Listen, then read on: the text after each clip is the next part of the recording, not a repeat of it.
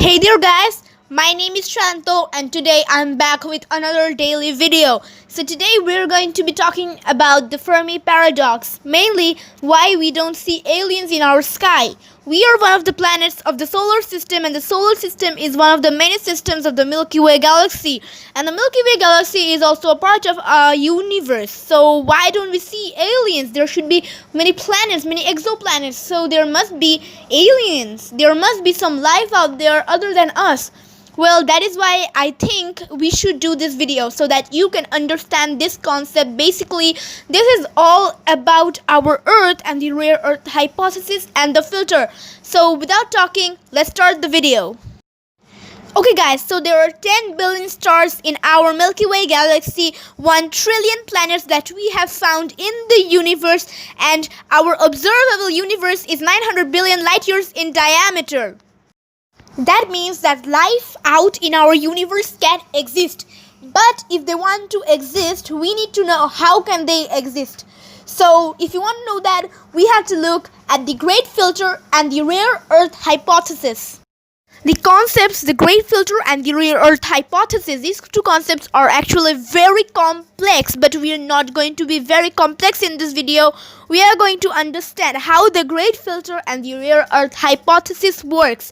The Great Filter is basically one type of a quiz that the Earth has to take to sustain life so that we are alive, and the Rare Earth hypothesis is basically that the Earth is very rare in the universe. We are one of the planets of the solar system that can sustain life. This is the Rare Earth hypothesis and the Great Filter.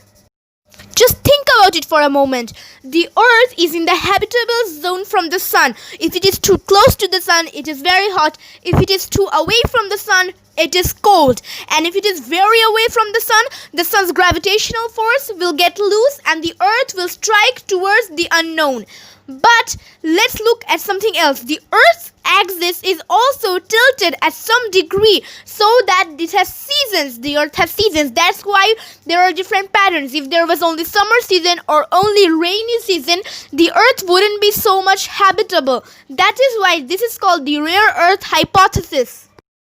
But if life were to exist in the universe, it can be divided into 3 parts. Type 1 civilization, Type 2 civilization and Type 3 civilization.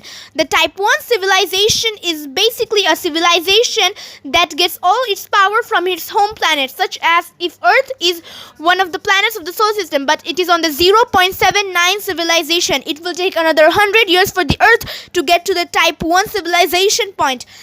The Type 2 civilization is a civilization that will absorb all the powers from its home star, such as our home star is the sun. It will absorb all the powers from its home star. This seems impossible, but it is actually possible. The Type 3 civilization is actually a little complex. If there were to be a Type 3 civilization, they will be very, very powerful and they would invade our entire planet. The Type 3 civilization will absorb the power of their entire galaxy.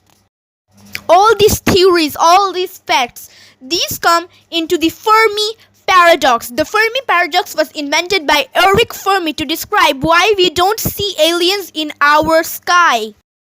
Okay guys, so after watching this video, you know that the probability is very low for a planet like that to exist and life to sustain. Well, that is all for this video. See you tomorrow.